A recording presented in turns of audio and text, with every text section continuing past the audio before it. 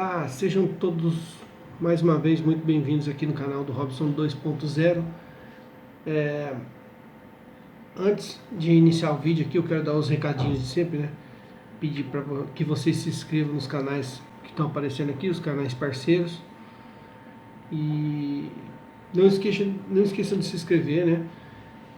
Nesse canal aqui, se você não for inscrito, se inscreva, ative as notificações, compartilhe nossos vídeos. E também gostaria de agradecer o pessoal do Apoia-se. Muito obrigado pelo apoio, pelo incentivo, galerinha que está aqui. E se você acha que esse trabalho aqui merece o apoio, se inscreva no nosso Apoia-se e contribua com o nosso trabalho. Então, dando sequência aqui ao nosso vídeo 2 sobre a missa.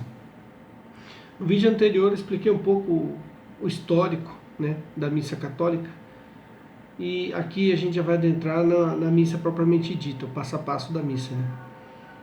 Então, inicialmente, a gente vai tratar da primeira parte da missa, que diz respeito à palavra, né? Eu vou chamar a primeira parte de liturgia da palavra, mas é por uma questão didática, porque dentro da própria missa tem o rito que leva esse nome, liturgia da palavra. Então aqui, por uma questão didática, né, liturgia da palavra é aquela primeira parte, que diz respeito à leitura, né, da missa, dos evangelhos e tudo mais. Então, um recado: quem for inscrito no Apoia-se do canal, recebe todo o material, tanto o material que eu apresento nos meus vídeos, quanto o material que o Cris Macabeus, do canal Hora do Macabeus, apresenta nos vídeos dele. A gente disponibiliza esse material em PDF no grupo do WhatsApp, né, fechado para membros do Apoia-se. Então todo esse material que eu apresento aqui vai estar disponível lá no grupo do WhatsApp para o pessoal do Apoia-se. Então, já adentrando no vídeo propriamente dito, não iremos nos aprofundar nas diversas variantes de liturgias adotadas hoje e nem ao longo da história, mas apenas ao que está em prática hoje para a nossa realidade aqui no Brasil. Então eu não vou entrar em polêmicas, em discussões, né? Não vou abordar os diferentes ritos, rito latino, o rito oriental, o rito copta, o rito maronita, enfim. Não vou abordar a questão do rito tridentino, da missa nova, e nem nada disso. Eu vou apenas me focar no que a gente tem hoje aqui no Brasil. Talvez eu faça um comentário superficial, mas eu sem entrar em polêmicas e outra coisa. Se você vê aqui uma coisa que contraria o que está sendo praticado aí na sua diocese, não entre em conflito, em atrito com o seu pároco, entendeu? Isso aqui que eu vou apresentar é o que a instrução do geral do Missal Romano nos traz de orientação. Se a sua missa aí foge disso aqui, né, não vai discutir, não vai brigar, não vai querer implantar nada diferente, né? Siga a hierarquia, siga o que o seu padre está fazendo, entendeu? Isso aqui é o que? É o que o Missal Romano, que é o livro da liturgia, nos ensina. É isso que eu vou apresentar aqui, mais nada além disso. Então, antes de começar o vídeo, eu gostaria de fazer uma pequena apêndice ao vídeo anterior, que eu tinha um slide preparado, que eu comi barriga, e não sei por que cargas d'água eu não mostrei ele, né, no vídeo anterior. Então eu vou mostrar aqui agora o que é. São duas passagens bíblicas e uma foto, né? A primeira passagem está lá em Atos dos Apóstolos, capítulo 2, versículos 42 e 46. Vai dizer o seguinte: perseveravam eles na doutrina dos apóstolos, nas reuniões em comum, na fração do pão e nas orações. Unidos de coração, frequentavam todos os dias o templo, partiam pão nas casas e tomavam a comida com alegria e singeleza de coração. Então isso aqui era o ritual dos primeiros católicos, né? Que está lá em Atos dos Apóstolos. É a missa, vamos dizer assim, primitiva. E outra passagem de Atos, está em Atos 20, versículo 7, vai dizer o seguinte: no primeiro dia da semana, ou seja, no domingo, e eles se reuniam na noite de sábado para domingo. Então, na noite de sábado era a reunião semanal deles, né? Só que eles seguiam o calendário lunar.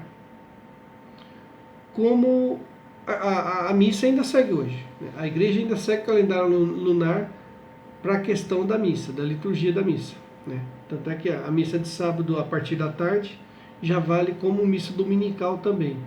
Então eles, como seguiam o calendário lunar, eles se reuniam sábado à noite, que já era para eles o domingo, né? Então no primeiro dia da semana, ou seja, no domingo, estando nós reunidos para partir o pão, Paulo, que havia de viajar no dia seguinte, conversava com os discípulos e prolongou a palestra até a meia-noite. Então isso aqui é duas passagens para mostrar a missa dentro da Bíblia, a missa em Atos dos Apóstolos. E outro slide que eu queria mostrar é esse aqui, ó. No vídeo passado eu mostrei as catacumbas romanas. Muita gente pode ter estranhado, falado, nossa, que coisa tão distante da gente, né? Distante da nossa realidade. Mas ainda hoje existe a mesma realidade para muitos católicos. Isso aqui, por exemplo, essa foto aqui, ó, de 1995, é uma missa realizada no esgoto de Pequim, na China. A China que persegue os católicos. E por conta disso os católicos se veem obrigados a se esconder. Não tem catacumbas, eles vão para o esgoto, eles se escondem. Porque eles são perseguidos na China. China é um sistema comunista, e comunista não gosta de religião, não gosta de Deus. Comunista é um sistema ateu. Então é isso, para vocês verem, né, como que a gente tem que dar valor para a nossa missa, né? Pessoas arriscam suas vidas para participar dela, né? Então aqui, essa é a instrução geral do Missal Romano, esse livro aqui. Aqui está como a missa tem que ser feita. Esse aqui é o último que foi aprovado, foi no ano 2000 pelo Papa João Paulo II. O que está aqui é para ser feito. O que não está aqui não é para ser feito. Então vocês querem saber o que é abuso, o que não é abuso, o que está conforme a orientação da igreja? Consulta esse livro aqui. E aqui uma coisa que poucas pessoas conhecem, poucos católicos inclusive sabem disso, né? Que é a observância do jejum eucarístico. É uma prescrição da igreja, né? É a determinação da igreja para que todo fiel observe um jejum total pelo período de pelo menos 1 hora antes da missa. Antigamente a igreja exigia o jejum a partir da última meia-noite antes da missa, né? Mas em 1953 o Papa Pio XII reduziu esse período para 3 horas antes da missa. Por último, o Papa Paulo VI, em 1964, reduziu para 1 hora antes da missa. Então, o que o Código de Direito Canônico fala sobre o jejum eucarístico? Para vocês saberem, né, o que a igreja exige. Cânone 919. Quem vai receber a Santíssima Eucaristia, abstenha-se pelo espaço de ao menos 1 hora antes da Sagrada Comunhão de qualquer comida ou bebida, exceto água ou remédios. Deixa eu corrigir aqui o texto.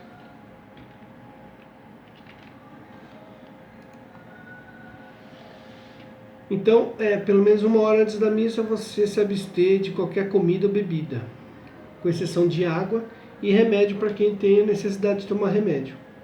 O sacerdote que no mesmo dia celebrar 2 ou 3 vezes a Santíssima Eucaristia pode tomar alguma coisa antes da segunda ou terceira celebração, mesmo que não medeie o espaço de 1 hora.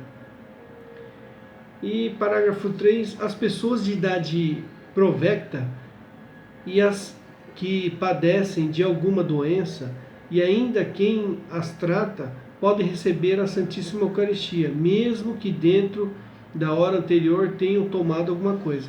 Então aqui está a prescrição e as exceções, né?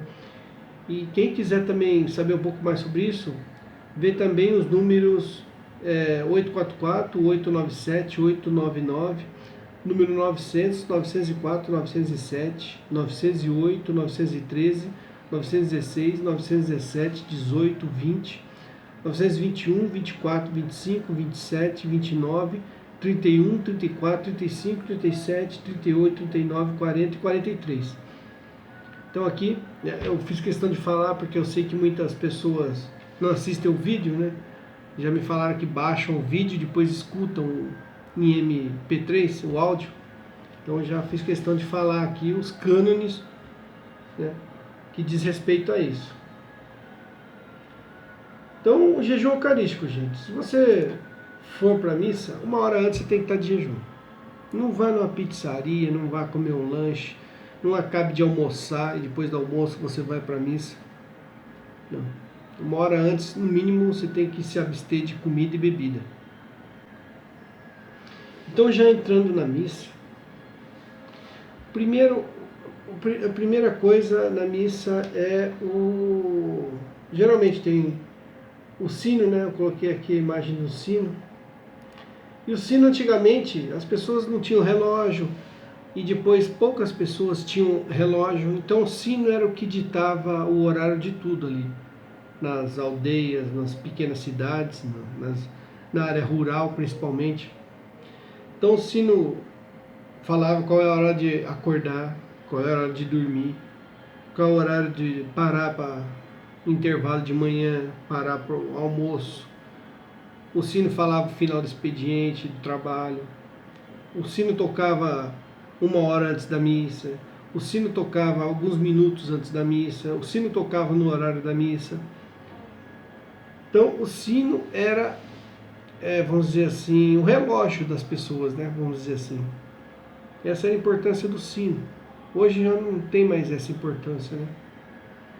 Então ali a gente tem, no início da missa, a antífona de entrada. Toda missa tem uma antífona de entrada. Com essa música, o celebrante e os demais ministros caminham até o altar. Então a missa já começa com uma música. O ideal é que seja composta por um refrão e por salmos, mas a igreja permite que sejam feitas adaptações, aprovadas pela Conferência Episcopal Nacional, né? No caso aqui a CNBB.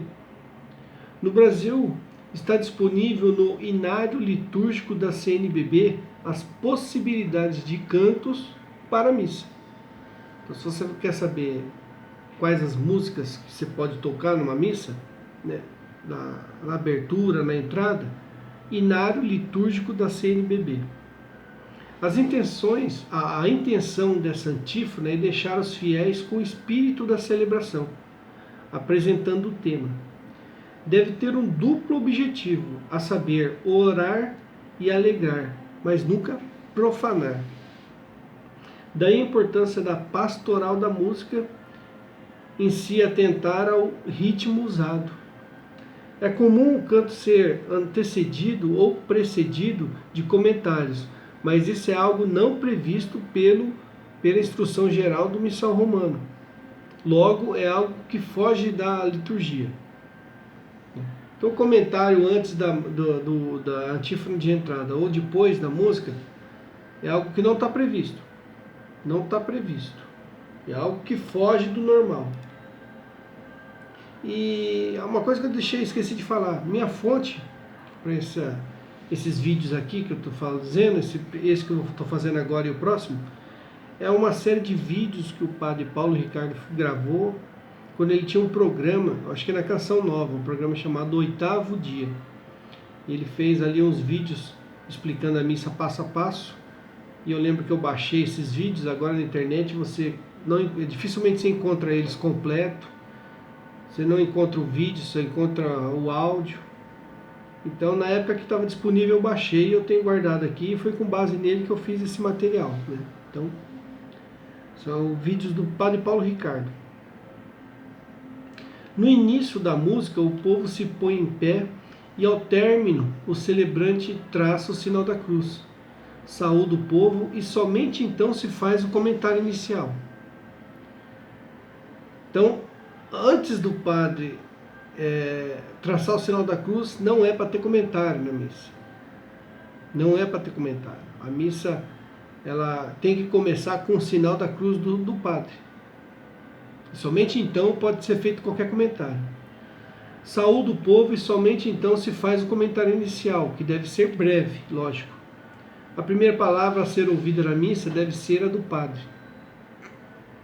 Então esse aqui é o rito inicial da missa. Procissão de entrada. Pode ser curta e breve ou algo mais solene, mas não pode faltar. Então, outra coisa que eu esqueci de falar. Isso aqui que eu estou falando é a liturgia assim, da missa semanal do tempo comum, a missa do domingo comum nosso. É claro que o domingo do Advento, domingo da os domingos da Quaresma, da Semana Santa, foge um pouco isso aqui que eu estou falando. Então isso aqui que eu estou falando é o normal. Não é algo tão solene. As datas festivas também fogem um pouco disso aqui. Então isso aqui é o domingo normal, comum. Então, a procissão de entrada é composta pelo padre, ministros e demais celebrantes. À frente é levado o incenso, seguido das velas, da cruz, do evangeliário e, por último, o padre. Nessa caminhada em direção ao altar, essa caminhada em direção ao altar simboliza a nossa entrada no céu. O uso do incenso é inspirado no livro de Apocalipse, assim como outros gestos e utensílios da missa. Sua fumaça simboliza nossas orações que sobem até a Deus. Por isso é incensado apenas coisas e pessoas que representam a presença de Deus. Então é algo que foi tirado do livro de Apocalipse. Muitas pessoas perguntam, por que incenso na missa católica? Incenso é uma coisa de pagão, é uma coisa que os romanos ofereciam para os deuses pagãos, é o paganismo. A pessoa que fala um negócio desse nunca leu o livro de Apocalipse. Tem que dar a Bíblia para a pessoa ler. A pessoa não leu. Os ritos iniciais introdutórios. Sinal da cruz, que eu falei agora há pouco, é feito pelo padre de sua cadeira. São Basílio Magno escreveu em 372 que o sinal da cruz foi algo recebido dos apóstolos pela tradição. O costume latino é de fazer o sinal da cruz com os dedos da mão direita unidos, levando primeiramente a testa, ao peito, ao ombro esquerdo e ao ombro direito. Então, esse é o costume latino. Os ortodoxos, eles fazem um pouco diferente. Se não me engano, eles unem esses 3 dedos aqui, simbolizando a Trindade, e traçam o sinal da cruz. Então, o modo latino da Igreja Ocidental fazer é esse. Os católicos romanos fazem assim. E a oração do sinal da cruz é em nome do Pai, do Filho e do Espírito Santo. Quando você traz o sinal da cruz, você tem que falar em nome do Pai e do Filho e do Espírito Santo. Esses 2 E's aqui são muito importantes, porque coloca em igual ali as 3 pessoas. Não é em nome do Pai, do Filho e do Espírito Santo. São 3 pessoas, um único Deus. Então é importante esses 2 E's aqui, em nome do Pai e do Filho e do Espírito Santo. E a oração devocional da Santa Cruz, para quem queira fazer, devocionalmente, a oração da Santa Cruz é a seguinte: pelo sinal da Santa Cruz, livrai-nos, Senhor, de nossos inimigos.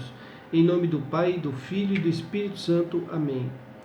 As pessoas geralmente, antigamente, faziam essa oração aqui para quando iam para alguma coisa que representava algum perigo, ou ia para a guerra, ia fazer algum serviço perigoso, alguma coisa que representasse perigo, traçava o sinal da cruz e fazia essa oração,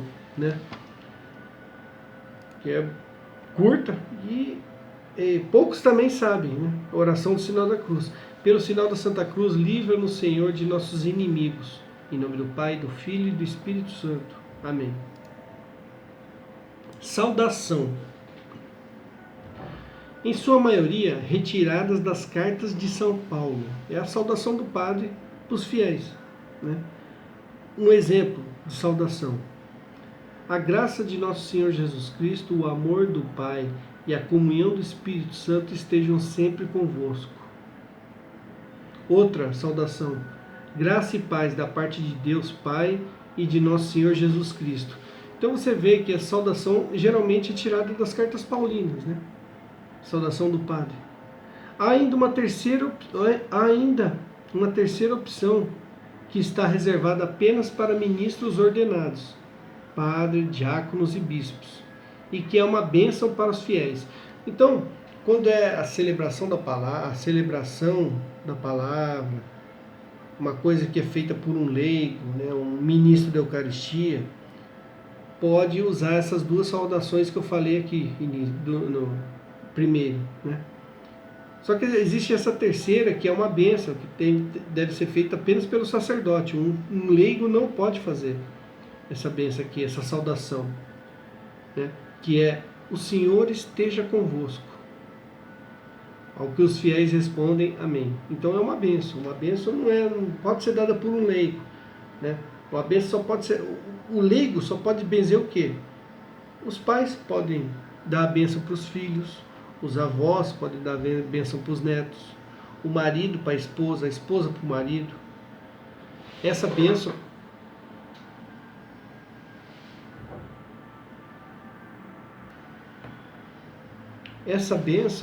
existe, é do leigo. Você está exercendo seu sacerdócio de leigo. Agora, uma bênção sacerdotal tem que ser feita por alguém ordenado, né? É o caso dessa saudação aqui, dessa bênção: o Senhor esteja convosco.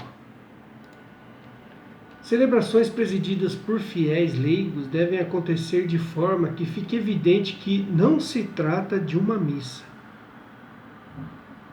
Se não há um sacerdote, bispo, padre ou diácono, tem que ficar claro que não é uma missa. Não é uma missa. De preferência que seja feita por mais de um ministro, repartindo as funções. Então, de preferência ainda que seja as funções ali durante a celebração seja repartido por para mais de uma pessoa, para ficar mais evidente o quê? De que não é uma missa, de que são leigos que estão ministrando aquela celebração. Por fim, há uma quarta saudação reservada para os bispos apenas, que é: a paz esteja convosco. A resposta dos fiéis para essas duas últimas, segundo o texto original em latim, é: e com teu espírito. Muita gente fala: ele está no meio de nós, mas a resposta certa é: e com o teu espírito. Deixa eu só corrigir o texto aqui. Então, quando o padre fala: a paz esteja convosco, os fiéis respondem: e com o teu espírito. Não é ele está no meio de nós. Já é uma coisa que foge da orientação da igreja. É somente depois da saudação do padre que se faz qualquer comentário para introdução ao tema do dia. Então, o comentário, mesmo sendo feito depois da bênção do padre, depois do sinal da cruz, da saudação, ainda assim tem que ser relacionado ao tema da missa. Não pode ser recadinhos da comunidade, nem nada disso. Tem que ser alguma coisa relacionada com o tema da missa. Aí um leigo pode dar o recado. E depois da música, da procissão, do sinal da cruz, da saudação, vem o ato penitencial. Existem 3 fórmulas diferentes para o ato penitencial. A primeira é o confiteor, comumente conhecido como mea culpa.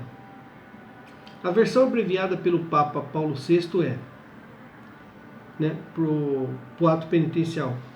Os fiéis dizem o seguinte: confesso a Deus Todo-Poderoso e a vós, irmãos, que pequei muitas vezes por pensamentos e palavras, atos e omissões, por minha culpa, minha tão grande culpa. Nesse momento você bate 2 vezes com a mão no peito.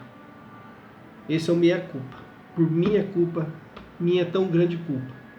E peço à Virgem, aos anjos e santos e a vós, irmãos, que rogueis por mim a Deus, nosso Senhor. Ao que o padre conclui dizendo: Deus Todo-Poderoso, tenha compaixão de nós, perdoe os nossos pecados e nos conduza à vida eterna. Amém. Então esse aqui é o momento onde você confessa os seus pecados a Deus, os pecados veniais, os pecados leves, aqueles pecados que você não confessou no confessionário para o padre, os pecados leves. Esse que é o momento da confissão dentro da missa, né? É o meia-culpa. Ao encerrar o ato penitencial, inicia-se o Kyrie eleison, ou tende piedade de nós, que é um ritual em si mesmo, a parte do ato penitencial. Então, o Kyrie eleison não faz parte do ato penitencial. Kyrie eleison é outro rito à parte. Este, ao contrário do ato penitencial, pode ser cantado. Então, o ato penitencial é uma confissão, né? Então, deve ser falado, proclamado. O Kyrie eleison não, já pode ser cantado. A segunda fórmula, comumente utilizada nas missas diárias, o padre diz, continuando aqui o ato penitencial, né? Outras formas de se fazer. Esse aqui já é nas missas diárias, aquela de segunda a sexta. Uma forma é o padre dizendo: tende compaixão de nós, Senhor. Ao que os fiéis respondem: porque somos pecadores. Manifestai, Senhor, a vossa misericórdia e dai-nos a vossa salvação. Ao que o padre conclui, dando absolvição, dizendo: Deus Todo-Poderoso, tenha compaixão de nós. Amém. Da mesma forma que na primeira fórmula, aqui se encerra o ato penitencial e se inicia o tende piedade, o Kyrie eleison. Porém, na terceira fórmula, une-se esses dois ritos num só. Então, essas duas formas que eu falei do ato penitencial é distinto do Kyrie eleison, do tende piedade de nós. Mas há uma terceira maneira de se fazer um ato penitencial, aí sim se une o ato penitencial e o Kyrie eleison, que é a seguinte forma.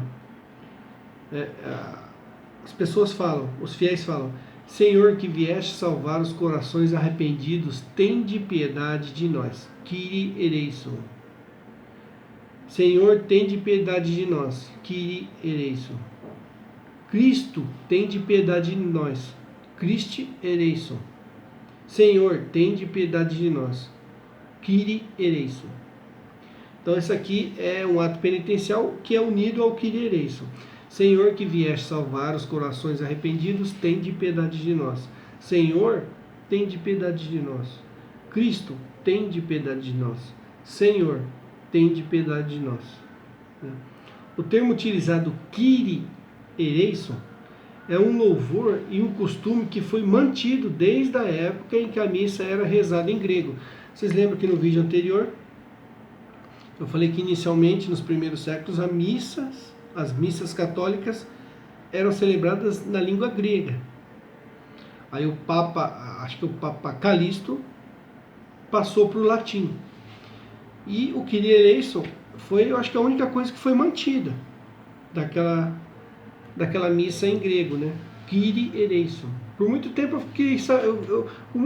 fiquei curioso, sabe? Por que a gente fala Kyrie eleison em grego? Por que a gente fala palavras gregas na missa? Posteriormente eu fiquei sabendo que a missa originalmente era em grego. Então foi mantido isso aqui do grego, né? E o resto em latim, e hoje é língua vernácula. Quererei significa Senhor, tende misericórdia. Ó Senhor, misericórdia. O ereison, as pessoas costumam trazer como piedade, mas tem um sentido maior, né? A forma certa que deveria ser traduzida é como misericórdia, não piedade. Porque piedade, assim, as pessoas levam piedade como sendo, sei lá, uma dó. Senhor, tenha dó, tenha dózinha, tenha pena. Então, se você fala misericórdia, já é uma coisa mais elevada, entendeu? Não é apenas ter dó, ter a peninha, né? Então, deveria ser Senhor misericórdia, mas traduzem como piedade, Senhor piedade. Depois do Kyrie vem o hino do glória. Já é um outro rito, hino do glória. Deve ser cantado sempre aos domingos, com exceção dos domingos do Advento e da Quaresma. Lembra que eu falei que isso que eu estou falando aqui foge, né, de alguns domingos, né? O hino do Glória, por exemplo, não é cantado nem no Advento e nem na Quaresma. Inspirado no canto de louvor dos anjos diante dos pastores, descrito no Evangelho de São Lucas, no nascimento do menino Jesus. Hino do Glória segundo a instrução geral do Missal Romano, né? A instrução do Missal geral o Missal Romano traz o seguinte para o Glória: glória a Deus nas alturas e paz na terra aos homens por Ele amado. Senhor Deus, Rei dos céus, Deus Pai Todo-Poderoso, nós vos louvamos, nós vos bendizemos, nós vos adoramos, nós vos glorificamos, nós vos damos graças por vossa imensa glória. Senhor Jesus Cristo, Filho unigênito, Senhor Deus, Cordeiro de Deus, Filho de Deus Pai. Vós que tirais o pecado do mundo, tende piedade de nós. Vós que tirais o pecado do mundo, acolhei a nossa súplica. Vós que estáis à direita do Pai, tende piedade de nós. Vós que sois o Santo, só vós o Senhor, só vós o Altíssimo, Jesus Cristo, com o Espírito Santo, na glória de Deus Pai. Amém. Então esse é o hino do Glória, que a igreja orienta a ser cantado, né, ou rezado. Não é um hino trinitário, mas sim um hino de louvor dirigido ao nosso Senhor Jesus Cristo. Também é um rito em si distinto dos demais. Então o hino do Glória é um rito à parte também dentro da liturgia da missa. E muita gente faz adaptações para esse hino, incluindo Deus Pai, Jesus, Espírito Santo, mas é errado, também foge da orientação da igreja. É um hino dirigido ao nosso Senhor Jesus Cristo, não é um hino trinitário. Depois do hino do Glória vem o Oremos inicial, o primeiro Oremos. Na missa tem 3 Oremos. Esse é o primeiro Oremos da missa, também chamado como oração do dia ou oração da coleta, né? Esse é o primeiro de 3 Oremos. Na missa há palavras fixas, mas nos Oremos são momentos onde a fala é referente ao que está sendo celebrado segundo o calendário do tempo litúrgico e o calendário dos santos. Esses calendários podem ser conferidos no diretório litúrgico que é publicado anualmente. Então vocês vão vendo aqui, né, tem aquele inário lá da CNBB, Instrução Geral do Missal Romano, diretório litúrgico. Tem uma série de coisas que os celebrantes da missa eles têm que se atentar para fazer a missa. Não é uma coisa simples assim. É uma coisa de improviso que vem na cabeça deles. Tem uma série de diretrizes que eles têm que consultar para não fazer nada de errado. E, como eu disse aqui, o Oremos é uma parte da missa onde foge daquelas palavras fixas.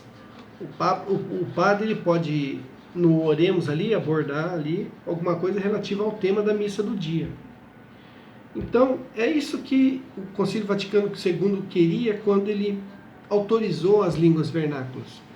Nessas partes, onde não são as palavras fixas, onde há variante, onde o padre passa algum recado, alguma coisa que muda, pode mudar de uma paróquia para outra, pode mudar até mesmo de uma cidade para outra, de um país para o outro. Essas coisas, a igreja autorizou a língua vernácula. O restante era para ser mantido latim, para as pessoas que não conhecem o latim saber o que o padre está falando, entendeu? Mas não é assim que acontece, enfim. A observância do diretório litúrgico é fundamental para se respeitar as prioridades das celebrações. Por exemplo, no domingo de Páscoa não comemoramos mais nada além disso, independente desse dia coincidir com alguma outra data litúrgica. Então, há hierarquias ali nas celebrações, entendeu? Se duas celebrações importantes caem no mesmo dia, coincidem de cair no mesmo dia, por exemplo, uma data referente a Nossa Senhora cai no mesmo dia do domingo de Páscoa. O domingo de Páscoa tem a prioridade. Então, deixa-se de lado aquela outra data e a prioridade na hierarquia é o domingo de Páscoa. E assim por diante. Então, o celebrante da missa tem que se atentar para isso, para não cometer um equívoco desse, sério, né? Um exemplo aqui, né? Que o padre Paulo Ricardo deu, né? Até mesmo pela ocasião da morte do Papa João Paulo II. Seu funeral aconteceu numa oitava de Páscoa, e mesmo assim se seguiu o diretório litúrgico.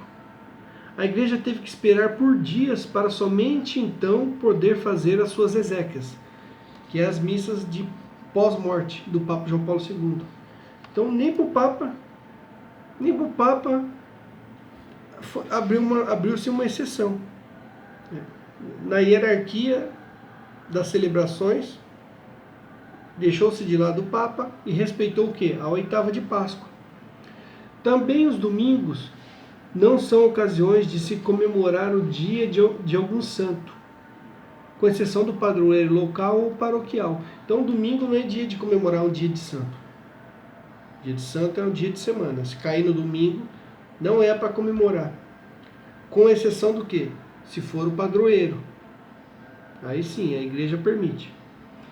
Logo, é de suma importância a atenção dos padres para com essa observância, para não correr o risco de cometer o erro de trocar uma celebração por outra menos importante. O termo mais usado e conhecido pelos fiéis, oração da coleta, que não tem absolutamente nada a ver com a sacolinha que recolhe o dízimo. Então, às vezes a pessoa ouve oração da coleta, que vem na cabeça? É o momento de você dar o dízimo, porque está falando em coleta, mas não tem nada a ver. É o momento em que se recolhe as intenções da Assembleia, dos fiéis, que está reunida. Após o sacerdote pronunciar o oremos, faz-se um momento de silêncio, e é nesse momento que cada fiel deve apresentar a Deus as suas intenções para aquela missa. Então, na oração da coleta, é o momento do fiel católico apresentar a intenção naquela missa. Nós temos uma amiga, graças a Deus. Deus colocou uma amiga no nosso grupo, que é a Karina Marinho, a Aninha, né? Ana Karina. Eu chamo ela de Aninha. E todo sábado ela vai para a missa, sábado à noite, e ela coloca o nosso grupo, os membros do grupo, em intenção na missa, né? E depois ela fala pra gente, fui na missa e levei todos vocês em intenção.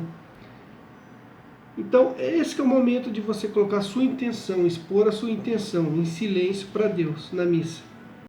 Para anúncios de intenções, há as possibilidades de se fazer isso antes da missa iniciar.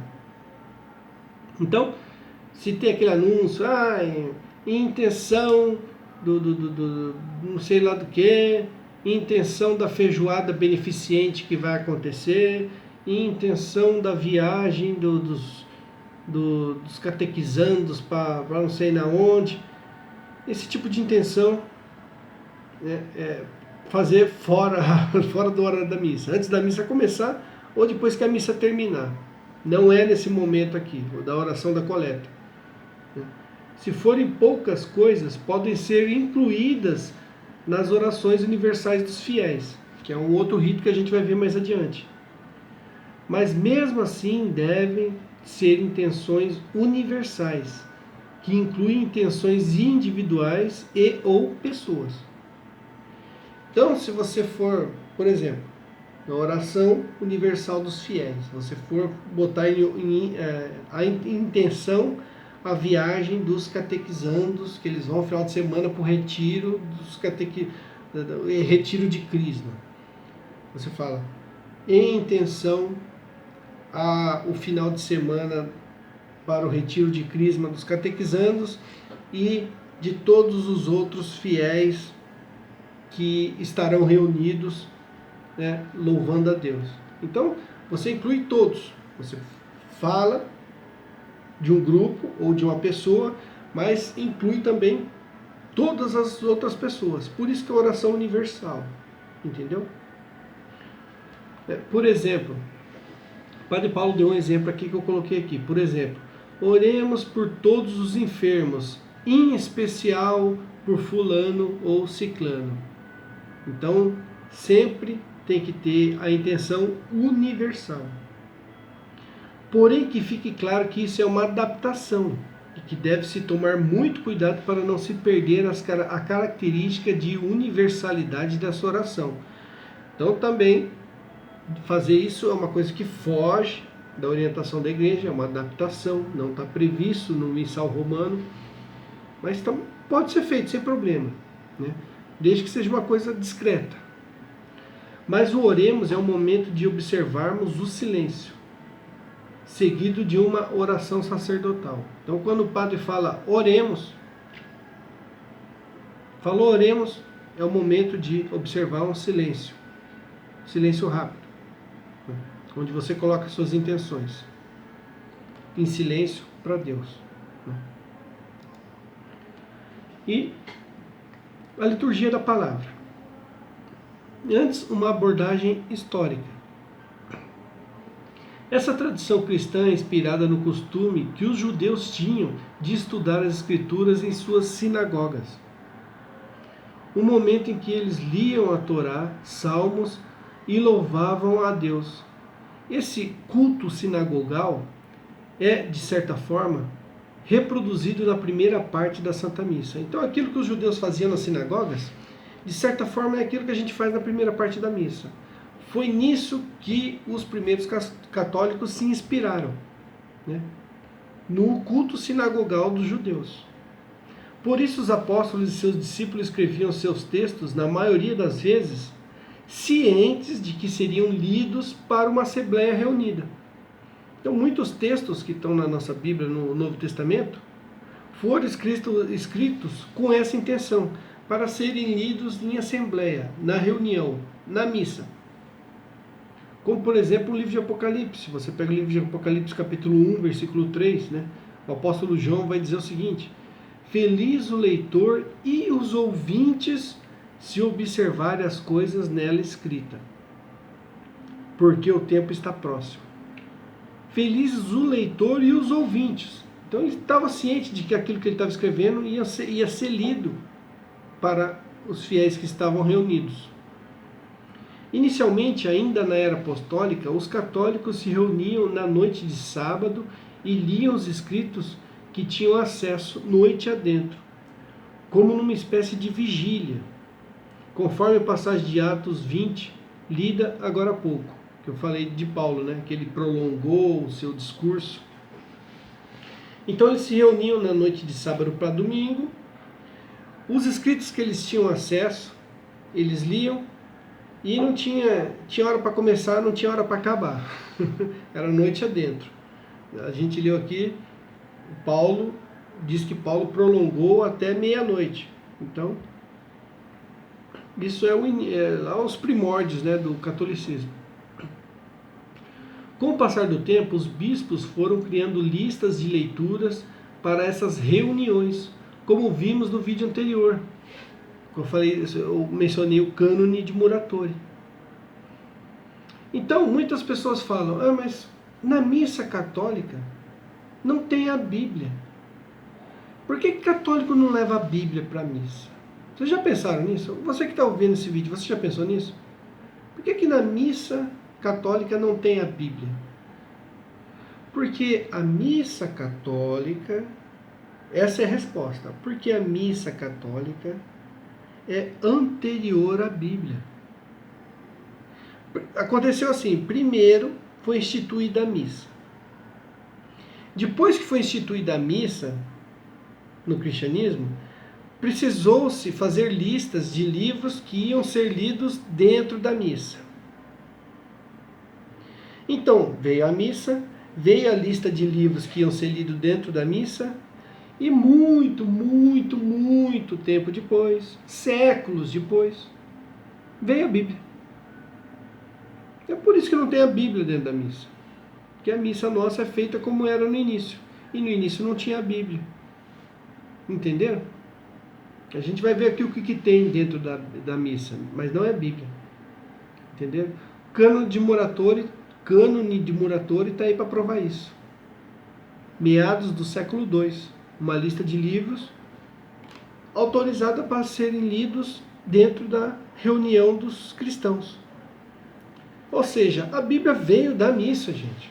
Primeiro veio a missa e depois veio a Bíblia por causa da missa. Isso é fato. Isso é fato. Dessa forma, com o passar do tempo, onde que eu paro? Aqui. Passaram de uma época onde os escritos eram raros para outra onde haviam muitos escritos. Por isso surgiu a necessidade de separá-los por níveis de importância. Dessa forma, os evangelhos se destacaram por ser o próprio Jesus falando. Depois os profetas falando e por último os apóstolos falando. Além dos salmos, como sendo orações. Então aqui é como surgiu os livros da liturgia, da missa. Mais à frente surgiria um guia reunindo todos esses escritos, chamado de lecionário, que é o que a gente usa dentro da missa, lecionário. E o evangeliário, que a gente vai ver daqui a pouco. Mas o que é usado dentro da missa é o quê? O lecionário. Ah, por que vocês não usam a Bíblia? Por quê, meu irmão? O lecionário veio antes da Bíblia.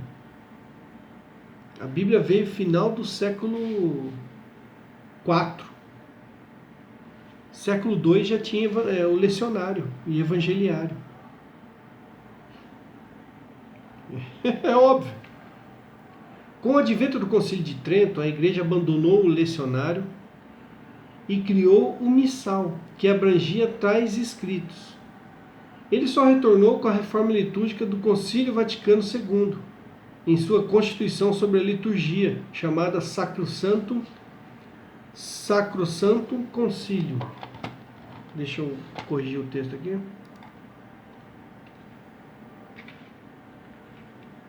Misericórdia, cadê? Então, no início era o lecionário. No Concílio de Trento se aboliu o lecionário e adotou somente o missal romano, porque dentro do missal romano eles incluíram o lecionário. E no Concílio Vaticano II voltou a ser como era antes de Trento, entendeu? E é nesse lecionário que temos hoje, onde constam os ciclos de leituras litúrgicas. Lecionário.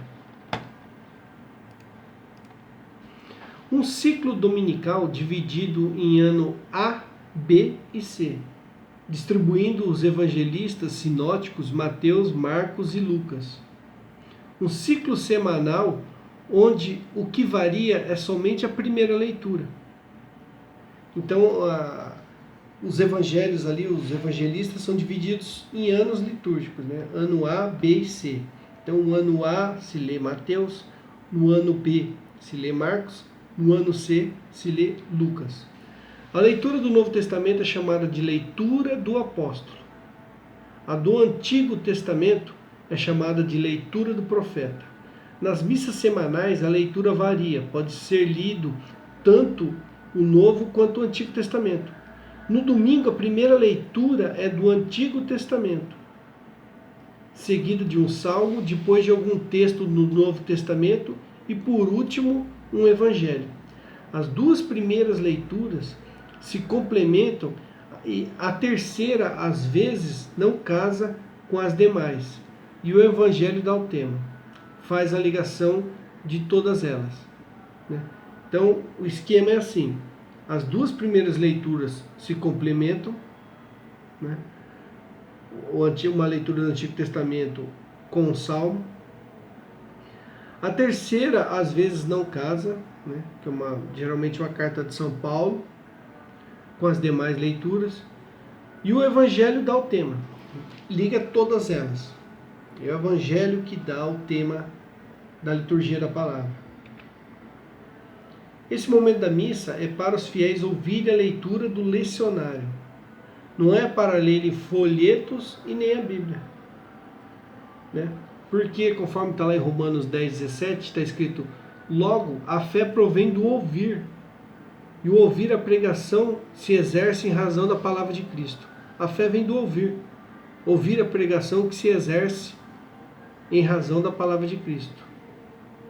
No lecionário estão as leituras e os salmos. No evangeliário encontram-se os evangelhos.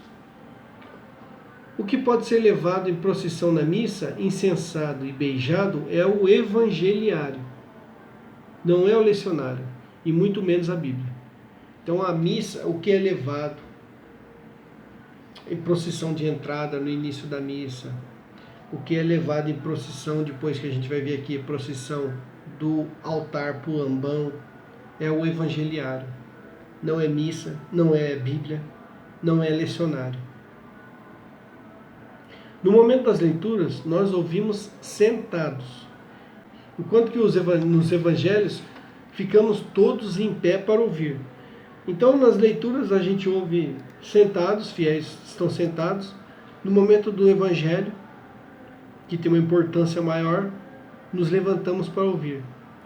Mas esse hábito de ficarmos sentados durante a missa e de ficarmos em pé, apenas em determinados momentos, é algo relativamente recente. Por séculos, nós participamos das missas em pé, do início ao fim. Os bancos só foram introduzidos nas igrejas católicas por influência protestante. Se teve alguma coisa que o protestantismo trouxe de bom, foi isso. Os bancos nas missas. Antes não tinha banco, antes o católico assistia a missa em pé, do início ao fim. Com o advento do protestantismo, né, aí foram introduzidos os bancos nas missas. Título de curiosidade. Se vocês se perguntavam o que o protestantismo trouxe de bom para a humanidade, os bancos na missa. Deixa eu ver aqui. Primeira leitura é feita para preparar os fiéis para o Novo Testamento, utilizando-se do Antigo Testamento e dos profetas. Depois vem o Salmo responsorial. Essa leitura é feita entre a primeira e a segunda. Recebe esse nome por ter um refrão, que serve como resposta da Assembleia. Deus fala ao seu povo que o responde com as próprias palavras. Então por isso que ele tem o nome de responsorial, que é um salmo que tem uma resposta. Ele é lido pelo leitor, né? E ele é respondido pelos ouvintes no refrão. Por isso que é responsorial. Segunda leitura.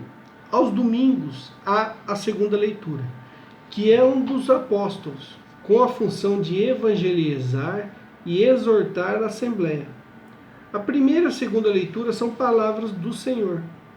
A segunda leitura foi retomada no Concílio Vaticano II. Quem puder acompanhar a missa celebrada no antigo rito poderá observar que a segunda leitura não está presente. Então, se você acompanha a missa no rito tridentino, por exemplo, você vai ver que não existe a segunda leitura, né? Da primeira leitura já passa para o que seria a terceira leitura. Não tem um outro livro do Novo Testamento. E é uma coisa interessante, né? Não tem no rito antigo o hábito da segunda leitura, né? Terceira leitura é Jesus falando a nós através do Evangelho. São palavras da salvação. Antes da terceira leitura, pode ser feita uma pequena procissão com evangeliário, aquilo que eu falei agora há pouco. Tomando do local do altar, né, o celebrante vai, pega o evangeliário que está no altar, levando para receber a bênção do sacerdote, né? Então pega do altar, o diácono, por exemplo, pega no altar o evangeliário, leva para receber a bênção do sacerdote e posteriormente o conduz até o ambão, que é o local da leitura. Essa pequena procissão simboliza a palavra de Deus que sai do céu e vai até o seu povo. O canto de aclamação ao Evangelho deve ser o Aleluia, exceto na Quaresma, que é feita outra aclamação. Antes de iniciar a leitura do Evangelho, o sacerdote, mas nunca um leigo, abençoa a Assembleia. Então sempre quem dá a bênção é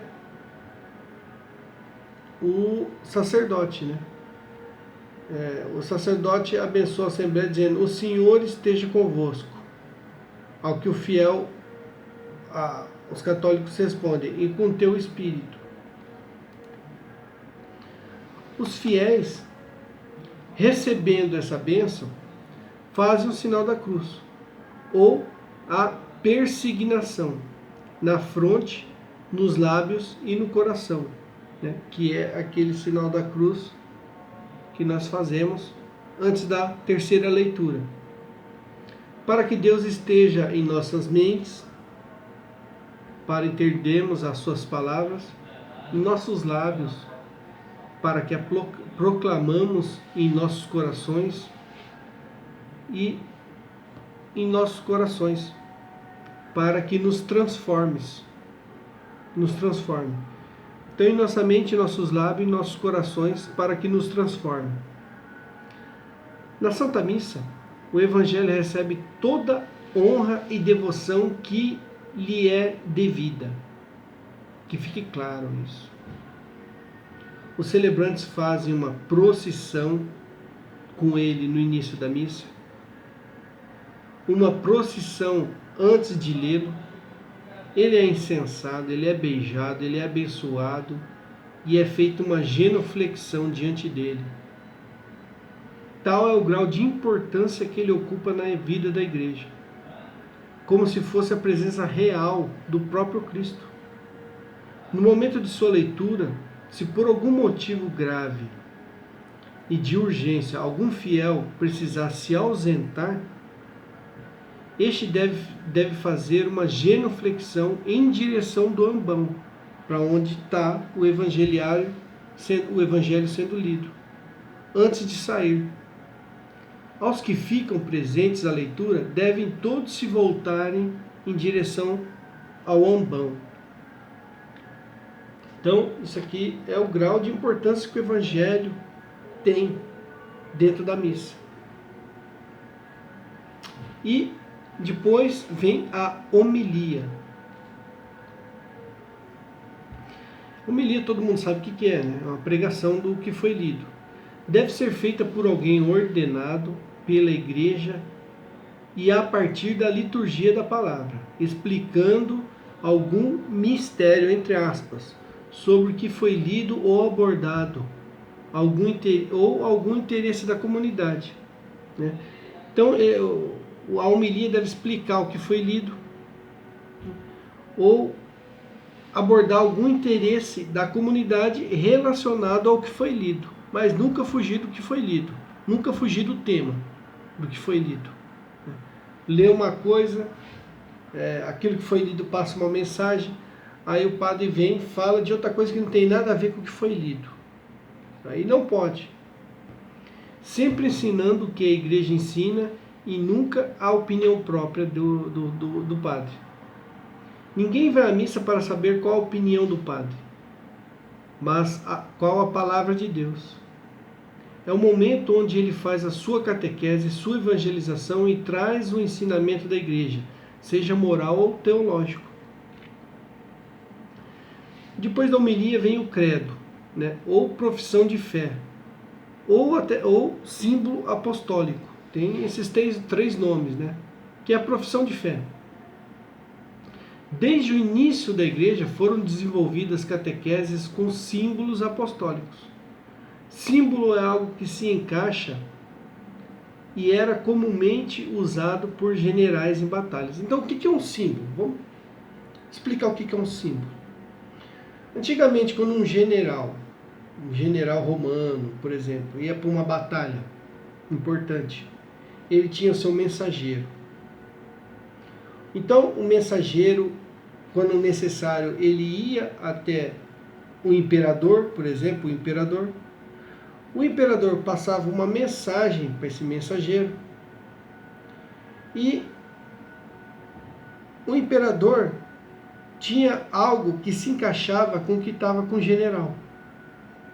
Então, eles geralmente partiam uma moeda ou partiam um papiro, partiam alguma coisa que se encaixava. De forma que se você desse outra coisa que não se encaixasse, você sabia que não foi dada pela devida pessoa. Então, o general dá uma mensagem para o mensageiro e junto com a mensagem dá aquilo que ele levou, a parte dele, né? Por exemplo, a parte da moeda. O mensageiro vinha, trazia a mensagem para o imperador e o imperador tinha a outra metade da moeda. E juntando se encaixava. E ele sabia que aquela mensagem era verdadeira, né? Então isso que é um símbolo. Então isso que é um símbolo. Símbolo é uma coisa que dá autenticidade, que mostra que aquilo lá veio de uma fonte legítima. Por exemplo, hoje nós temos, você vai num supermercado, você paga com uma nota de 100 reais, na nota de 100 reais tem várias marcas d'água. Aquilo lá são símbolos que garante que aquela nota de 100 reais saiu do quê? Da Casa da Moeda. Se saiu da Casa da Moeda, tem aqueles símbolos. Se não tiver aqueles símbolos, é uma falsificação.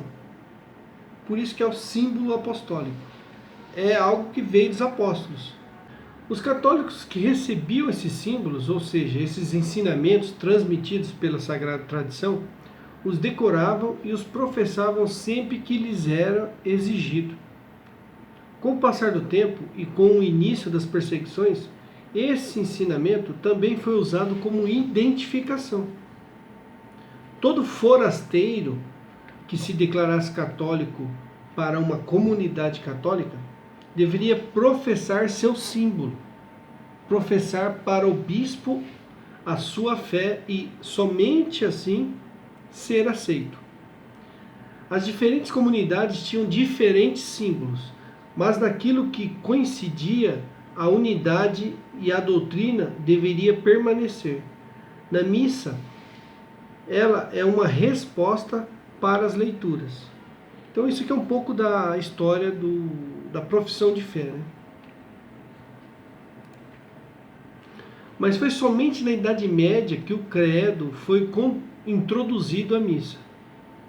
Desde então passou a ser proferido nas missas os credos dos concílios de Niceia e Constantinopla. Após o Concílio Vaticano II, o credo sofreu uma abreviação e hoje utilizamos essa versão abreviada. Esse credo abreviado já existia anteriormente, era o credo batismal da cidade de Roma. Então, como eu falei, cada comunidade tinha o seu credo. E esse credo que nós professamos hoje nas missas, já era o credo de Roma. De tão antigo dizemos que teve início nos apóstolos, por isso é chamado de credo apostólico. Ele é disposto em 12 artigos, cada um atribuído a um apóstolo. Essa crença vem de uma tradição com T minúsculo, lógico. Na parte que diz se encarnou, era feita uma genuflexão. Com o Concílio Vaticano II, deixa eu corrigir aqui, com o Concílio Vaticano II deixou-se de se fazer a genuflexão e passou a se fazer apenas uma inclinação, uma reverência. Quando você está declarando a profissão de fé, na parte lá onde fala e se encarnou, você tem que fazer uma reverência, uma pequena reverência. O comum aqui no Brasil é professarmos o credo apostólico, mas a determinação do missal é para darmos preferência ao credo niceno-constantinopolitano.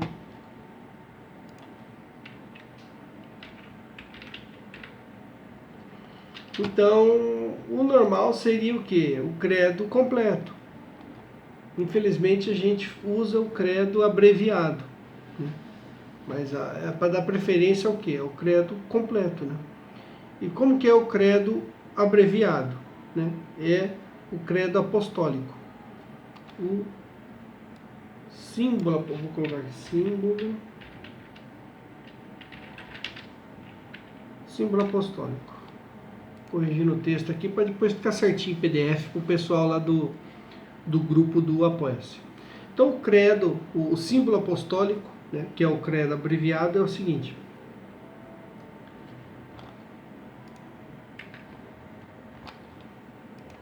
abre aspas, creio em Deus Pai Todo-Poderoso, Criador do céu e da terra, e em Jesus Cristo, seu único Filho, nosso Senhor, que foi concebido pelo poder do Espírito Santo, nasceu da Virgem Maria, padeceu sob Pôncio Pilatos, foi crucificado, morto e sepultado, desceu à mansão dos mortos, ressuscitou ao terceiro dia, subiu aos céus, está sentado à direita do Pai, Todo-Poderoso, donde há de vir a julgar os vivos e os mortos. Creio no Espírito Santo, na Santa Igreja Católica, na comunhão dos santos, na remissão dos pecados, na ressurreição da carne e na vida eterna. Amém. Esse é o credo, é o símbolo apostólico, o credo abreviado. Agora o credo niceno-constantinopolitano, que é o credo completo, que a Instrução Geral do Missal Romano diz que deveria ser dada preferência para ele, diz o seguinte: creio em um só Deus, Pai Todo-Poderoso, Criador do céu e da terra, de todas as coisas visíveis e invisíveis. Creio em um só Senhor, Jesus Cristo, Filho unigênito de Deus, nascido do Pai antes de todos os séculos, Deus de Deus, luz da luz, Deus verdadeiro de Deus verdadeiro, gerado, não criado, consubstancial ao Pai. Por ele todas as coisas foram feitas, e por nós, homens, e para a nossa salvação, desceu dos céus, e se encarnou pelo Espírito Santo. Aqui é o momento da reverência, né? No seio da Virgem Maria, e se fez homem. Também por nós foi crucificado sob Pôncio Pilatos, padeceu e foi sepultado. Ressuscitou ao terceiro dia, conforme as Escrituras, e subiu aos céus, onde está sentado à direita do Pai. E de novo há de vir em sua glória para julgar os vivos e os mortos, e o seu reino não terá fim. Creio no Espírito Santo, Senhor que dá a vida, e procede do Pai e do Filho. E como o Pai e o Filho é adorado e glorificado, ele que falou pelos profetas. Creio na Igreja Una, Santa, Católica e Apostólica. Esse é o nome da Igreja. Qual que é o nome da Igreja Católica? Una, Santa, Católica e Apostólica. Professa um só batismo para a remissão dos pecados e espera a ressurreição dos mortos e a vida do mundo que há de vir. Amém. Então esse é o credo completo, niceno-constantinopolitano. A oração dos fiéis, ou oração universal. Aqui, praticamente, se encerra a primeira parte da missa, a parte que diz respeito à palavra, né? Oração dos fiéis ou oração universal. É aquela que eu falei que coloca as intenções, né? Pode colocar as intenções faladas, proclamadas, não as intenções que você traz em silêncio e apresenta a Deus. Aqui são as intenções universais. Durante os primeiros séculos, esse rito fez parte da missa, mas durante a Idade Média, a Igreja deixou de se fazer isso. Só voltou a fazer parte da missa com o Concílio Vaticano II. Recebeu o nome de fiéis por ser o momento que dá início à segunda parte da missa, parte na qual só participam os fiéis católicos. É aquilo que eu falei no vídeo anterior. Antigamente, nos primeiros séculos, a missa era dividida em duas partes. A parte da leitura era aberta a todos os fiéis. A segunda parte da leitura era aberta apenas aos fiéis já catequizados, batizados. Diferente da primeira parte, que era aberta para os catecúmenos.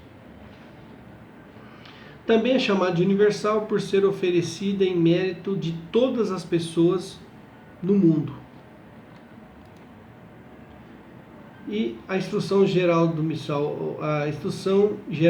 Romano, número 6970, traz isso aqui a respeito dessa oração, né? As orientações do missal. Abre aspas. Na oração universal ou oração dos fiéis, o povo responde de algum modo a palavra de Deus recebida e na fé e exercendo a função do seu sacerdócio batismal. Apresenta preces a Deus pela salvação de todos. Convém que em todas as missas, com participação do povo, se faça essa oração, na qual se pede pela Santa Igreja, pelos governantes, pelos que se encontram em necessidade, por todos os homens em geral e pela salvação do mundo inteiro. Normalmente a ordem das intenções é a seguinte: pelas necessidades da Igreja, pelas autoridades civis e pela salvação do mundo, por aqueles que sofrem dificuldades e pela comunidade local. Então, essa deveria ser a ordem normal dessa oração. E esse rito encerra a primeira parte da Santa Missa. Então aqui eu encerro esse vídeo, né? Isso foi a primeira parte da missa, passo a passo. Se alguém tiver dúvida, deixe nos comentários ali, aqui embaixo, que eu vou tentar responder depois. Espero que vocês tenham gostado. Próximo vídeo eu vou abordar a segunda parte, que é a liturgia eucarística. Então talvez essa série tenha 3 vídeos, eu marquei 4, mas talvez tenha 3, talvez 4, ainda não sei. Mas o próximo vídeo eu vou abordar a segunda parte da missa. Espero que vocês tenham gostado. Fiquem todos com Deus. Paz e bem, até a próxima. Amém.